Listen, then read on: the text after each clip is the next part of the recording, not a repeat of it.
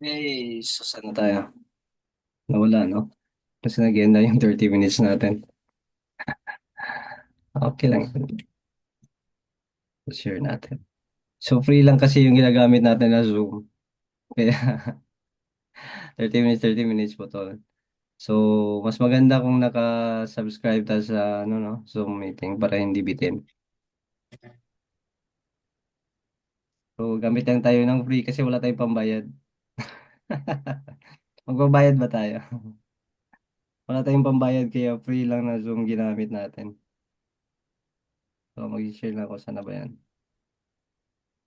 Okay, dito na tayo, no? Aha, hindi ata.